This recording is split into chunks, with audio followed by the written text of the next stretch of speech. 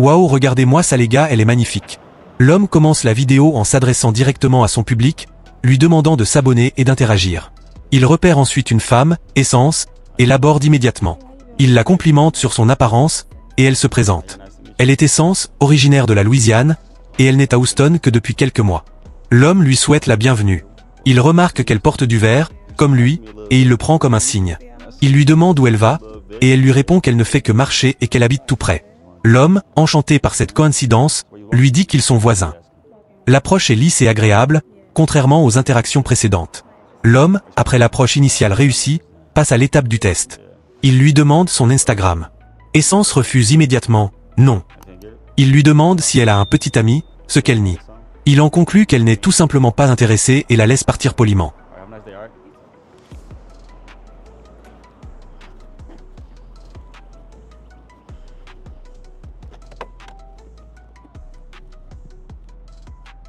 Quelques instants plus tard, alors qu'il est dans sa voiture, la femme l'interpelle. Elle fait le premier pas et complimente le véhicule, « Belle voiture. Quel genre de voiture est-ce » L'homme lui répond que c'est un G-Wagon et l'invite à venir voir de plus près. Il est clair pour lui qu'elle n'est revenue qu'à cause du véhicule.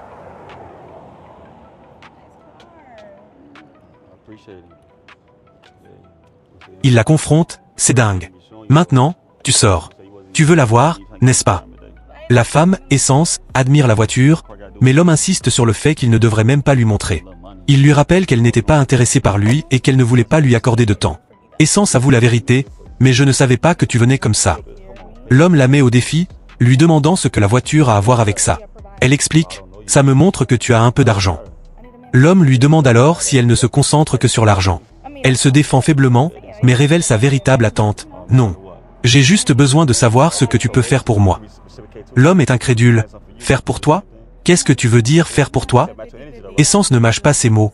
Est-ce que tu peux payer mes factures? Allons. Payer mes factures? Je ne te connais même pas. Elle conclut en disant qu'elle a besoin d'un homme qui soit un pourvoyeur. L'homme est satisfait. Il a démasqué la gold digger.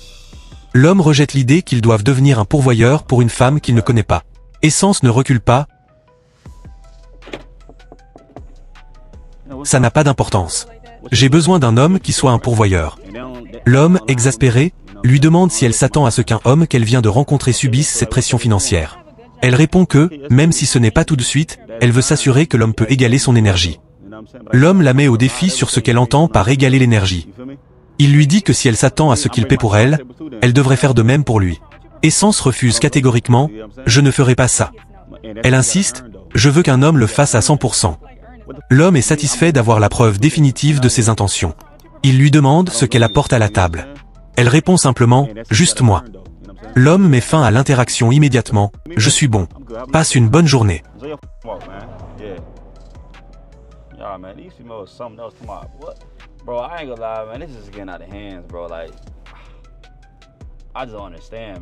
Essence, après avoir été rejetée, revient pour une troisième fois, refusant de croire qu'il la congédie.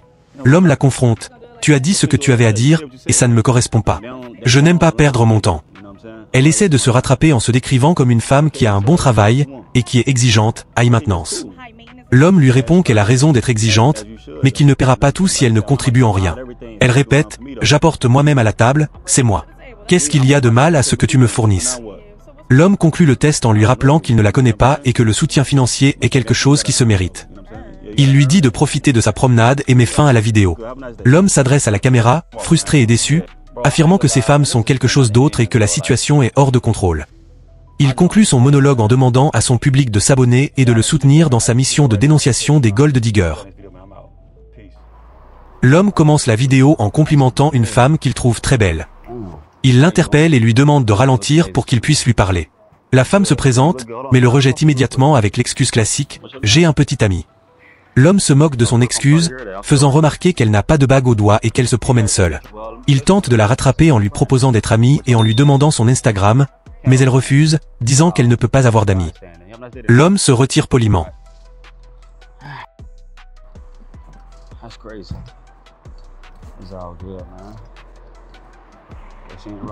Quelques instants plus tard, alors qu'il est dans sa voiture, la femme s'approche.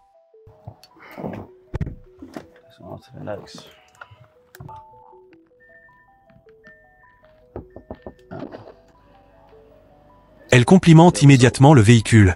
C'est ta voiture? J'aime la couleur. L'homme confirme que c'est bien son G-Wagon et se vante de sa peinture personnalisée. L'homme la met au défi sur son changement d'attitude. Il lui rappelle qu'elle a un petit ami et qu'il ne veut pas se mêler de ses affaires. La femme se justifie en disant « Il conduit une voiture plus ancienne, mais je n'ai pas de petit ami ». L'homme, exaspéré par son mensonge, la confronte sur son manque de loyauté. Qu'est-ce qui se passe? Où est passée toute cette énergie de fille fidèle? Maintenant, ton énergie a complètement changé. La femme, acculée, avoue finalement avoir menti, « Je n'ai pas de petit ami ». L'homme la met au défi de le croire. « Comment suis-je censé savoir ça? Tu as dit ce que tu as dit, je ne peux plus te croire maintenant ». Elle se défend faiblement en disant qu'elle ne peut pas parler à tout le monde et qu'elle voulait le mettre à l'épreuve. L'homme, toujours dans sa voiture, continue d'interroger la femme sur son changement d'attitude. Il lui demande pourquoi elle est revenue vers lui. Elle répond, avec une franchise désarmante, « Parce que j'y ai réfléchi, et tu es plutôt beau ». L'homme se moque de son compliment tardif, disant qu'il ne sait pas s'il est prêt à passer l'éponge sur son manque de sincérité initiale. La femme, de plus en plus désespérée, lui demande une seconde chance, assurant qu'ils pourraient être bien ensemble. L'homme lui pose la question fatidique, « Je n'aime pas perdre mon temps. Est-ce que tu vaux mon temps ?» Elle insiste sur le fait qu'elle n'est pas une perte de temps. Elle lui propose de faire une balade ou une virée, joyride, dans la voiture. L'homme est suspicieux, lui demandant où ils iraient. Elle répond, évasive, « Juste une balade, sans destination ». Il suggère d'aller manger, mais l'homme la met au défi. « Pourquoi devrais-je t'emmener manger, alors que tu as dit ce que tu as dit ?» Elle tente de se justifier en disant qu'elle jouait la comédie. L'homme est indigné. « Tu jouais? La première impression, c'est tout ce qui compte. Pourquoi joues-tu quand tu ne me connais pas ?» Elle répond que l'homme doit faire plus d'efforts pour la conquérir. Le piège est refermé. L'homme rejette sa tentative de flirter, lui disant qu'il ne joue pas à ses jeux. Il essaie de mettre fin à la conversation, mais elle refuse de partir. La femme, de plus en plus désespérée, tente d'ouvrir la porte de sa voiture. L'homme est furieux. « Hé, n'ouvre pas ma porte. Ne touche pas ma porte. Tu ne me connais pas. » Il lui demande pourquoi elle touche sa propriété s'ils sont étrangers. Elle se justifie en disant que son rejet était impoli. Il lui répond qu'il n'est pas intéressé parce qu'elle ne dégage pas d'aura d'authenticité. Elle tente un dernier coup en demandant « Tu veux me ramener à la maison ?» Il fait chaud. L'homme la confronte. « Est-ce que j'ai l'air d'un chauffeur de taxi? Un chauffeur Uber? Un chauffeur Lyft ?» Elle lui répond non, mais lui rappelle que sa voiture est belle, justifiant ainsi sa demande. L'homme lui demande si elle vaut son temps. Elle répond oui. Il lui demande de danser une fois de plus, pour lui prouver sa valeur.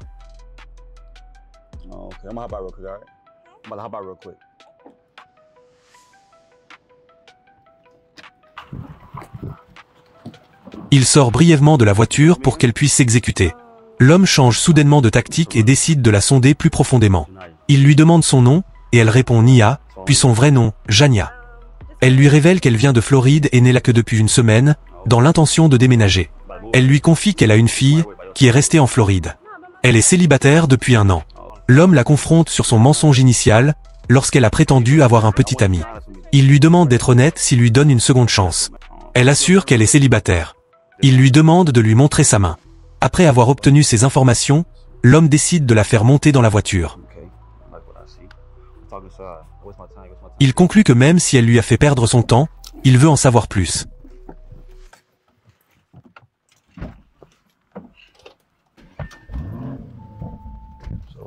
Une fois dans le véhicule, il l'invite à se mettre à l'aise, et elle exprime son admiration. C'est tellement agréable ici. Première fois dans une de ses Lambeaux. La femme, Jania, est toujours assise dans la Lamborghini, et elle continue de complimenter l'intérieur, en particulier le cuir rouge. L'homme se vante de ses goûts et lui demande ce qu'elle compte faire de sa journée. Elle lui répond qu'elle a faim. L'homme, qui est en train de la mettre à l'épreuve, lui demande ce qu'elle veut manger. Elle lui rappelle qu'elle est nouvelle en ville. L'homme, se moquant d'elle, lui rappelle qu'elle n'est là que depuis une semaine, tout comme lui. Il lui demande si elle compte partir bientôt. Elle répond « Bientôt. Je suis juste en train d'étudier les différentes options ». Elle avoue qu'elle a vu de beaux appartements et qu'elle est prête à faire le grand saut de déménager seule. L'homme, confiant, lui pose la question fatidique « Qu'est-ce que tu fais dans la vie? Quel est ton métier ?» La femme est hésitante. Elle finit par avouer « Je ne travaille pas ». L'homme est choqué. « Tu ne travailles pas? Alors, comment vas-tu payer l'appartement dont tu parles ?»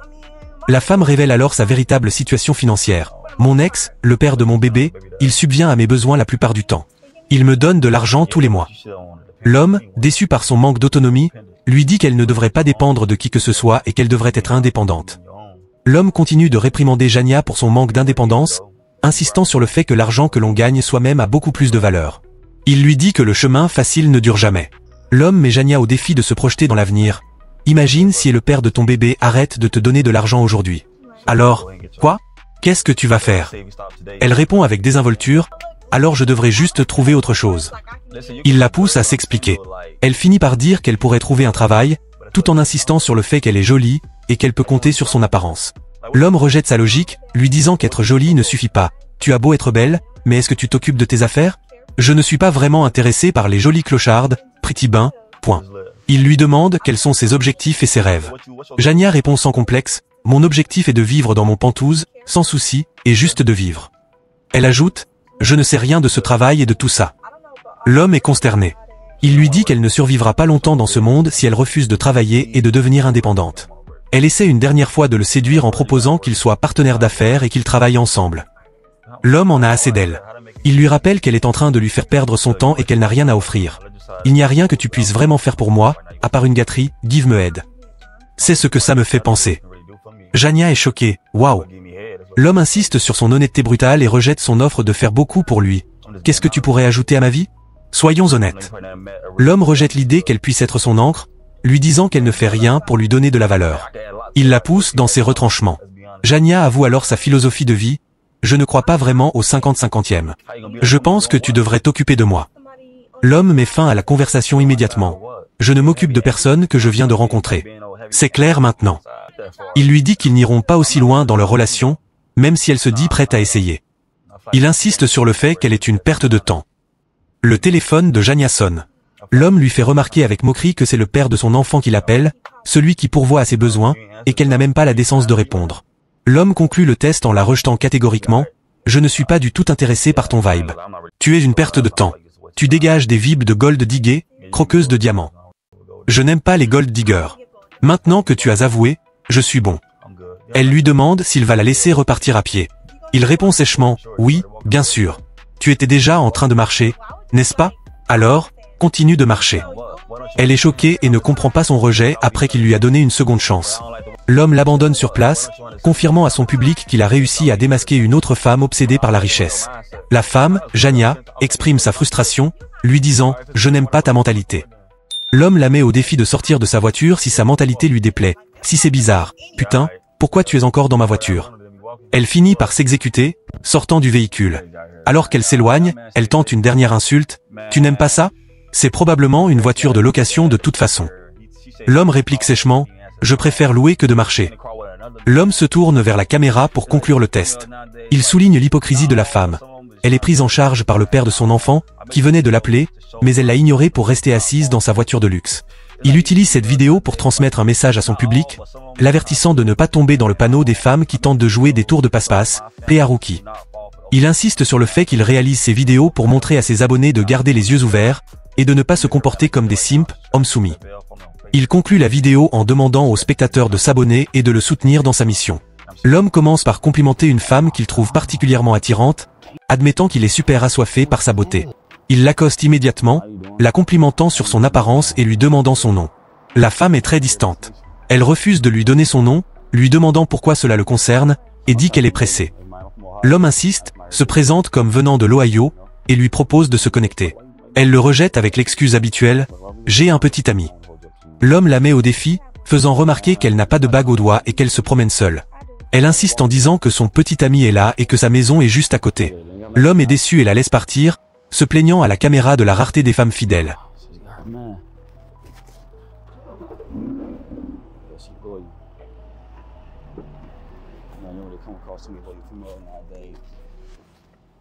Alors qu'il se plaint, la femme fait demi-tour et revient. L'homme est surpris et la confronte. Elle commence par lui faire un compliment désinvolte, « J'aime ta voiture ». L'homme lui rappelle sarcastiquement qu'elle a un petit ami, et que cela ne devrait pas avoir d'importance. Elle répond, « Ça ne veut rien dire ». Elle lui rappelle qu'elle était pressée sur le trottoir. L'homme est suspicieux et lui demande ce qui a changé.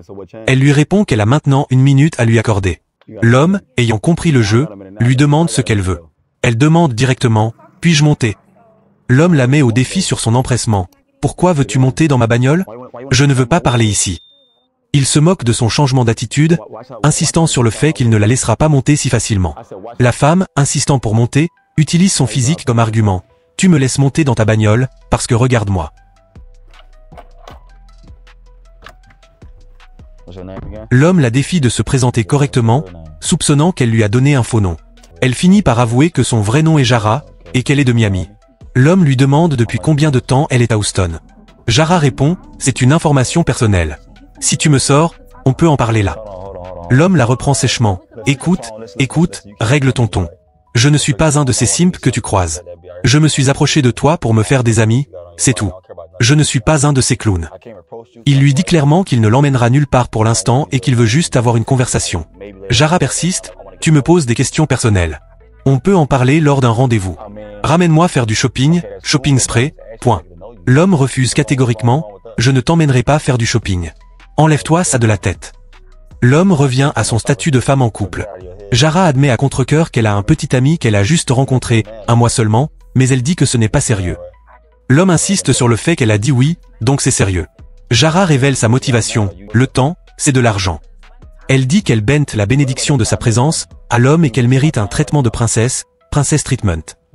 L'homme lui demande si son petit ami actuel la traite comme une princesse. Elle dit oui. L'homme la confronte, alors pourquoi es-tu assise dans la voiture d'un autre homme? Elle répond, parce que tu m'as arrêté, et je te trouve mignon. L'homme lui rappelle qu'elle est au début de sa relation, un mois, et qu'elle ne devrait pas être dans une autre voiture. Jara avoue finalement, je ne veux pas être avec lui. C'est pour ça que je suis dans ta voiture. L'homme la met au défi de mettre fin à sa relation immédiatement. Dis-lui ou envoie-lui un message tout de suite. Alors, peut-être qu'on pourra parler plus. La femme, Jara, rejette la demande de l'homme de mettre fin à sa relation avec son petit ami, la qualifiant d'acte des agressions, déteste doing something. L'homme lui rappelle qu'elle veut son temps, mais qu'elle n'est pas prête à payer le prix de l'honnêteté et de l'engagement. Il lui demande si elle veut provoquer des histoires, bif. Elle insiste sur le fait qu'elle veut juste s'en aller, slide, avec lui. L'homme la confronte à son inconséquence, tu ne sais même pas qui je suis. Je pourrais être n'importe quoi, et tu es prête à partir avec moi. Il lui rappelle qu'elle ne connaît même pas son nom, qu'elle a oublié, et qu'elle monte dans la voiture d'un étranger, un risque qu'elle prend pour le luxe. Il la met en garde contre les alertes Amber, alerte enlèvement. Jara se défend en insistant sur son charme et son admiration pour la voiture. Je suis juste mignonne. J'aime ta voiture. Tu m'as arrêté, tu voulais mon numéro. L'homme, toujours dans l'esprit de tester son matérialisme, lui demande ce qu'elle aime manger. Elle répond sans hésiter qu'elle aime le steak et les fruits de mer, la nourriture de haut de gamme, top tier. L'homme, pour la piéger, lui propose de l'emmener au restaurant Applebee's. Jara est horrifiée. Elle fait une grimace de dégoût. L'homme la défie. Quoi? Tu as faim, n'est-ce pas? Qu'est-ce qui ne va pas avec Applebee's? Ça va te remplir l'estomac. Jara refuse, je n'aime pas Applebee's. Je mange du steak. Elle insiste sur le fait qu'elle est top tier. L'homme lui demande alors, as-tu l'argent pour le steak? Elle répond, oui, mais on parle de toi là. Le test est concluant. Elle n'est intéressée que par la dépense et la notoriété qu'un homme riche peut lui apporter, et non par la relation ou par un restaurant abordable. L'homme rejette l'argument de Jara selon lequel elle a de l'argent pour elle-même. Il lui rappelle qu'elle est revenue vers lui, ce qui signifie qu'elle voulait son attention. L'homme la confronte sur son hypocrisie. Elle a dit qu'elle ne parlait pas aux hommes qui marchent, alors qu'elle-même est à pied. Elle répond qu'elle a une voiture, mais qu'elle est juste en train de marcher. L'homme lui dit qu'elle est pleine de jugement et lui demande, pourquoi tu marches? Tu es un homme. Tu n'es pas censé marcher. Il insiste sur le fait qu'il pourrait être en train de courir ou de s'entraîner, et qu'elle juge les gens à la couverture du livre. L'homme lui demande ce qu'elle fait pour mériter un homme riche. Elle répond, je gagne de l'argent. Tu dois être à mon niveau. L'homme la met au défi de réciproquer les dépenses. Si un homme lui offre quelque chose, peut-elle lui offrir quelque chose en retour? Jara refuse catégoriquement. Non, je n'achèterai rien à un homme. Il doit me montrer. Elle s'accroche à sa philosophie, traitement de princesse. Je vais me faire tatouer ça sur le front.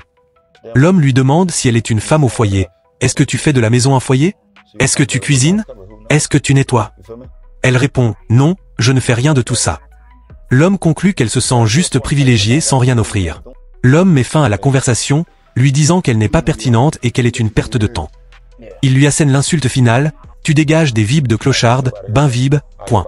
Jara est indignée, mais l'homme ne cède pas. Il lui rappelle qu'il a changé d'avis en 2 secondes et qu'il est bon sans elle. Il lui dit qu'elle est une gold digger et l'expulse de sa voiture en l'aidant à refermer la porte. L'homme conclut sa vidéo en s'adressant à la caméra, disant qu'il a failli la ramener à la maison, au crib, mais qu'il a bien fait de la virer. Il termine en faisant la promotion de ses réseaux sociaux pour ses prochaines vidéos de dénonciation. Abonne-toi et like la vidéo.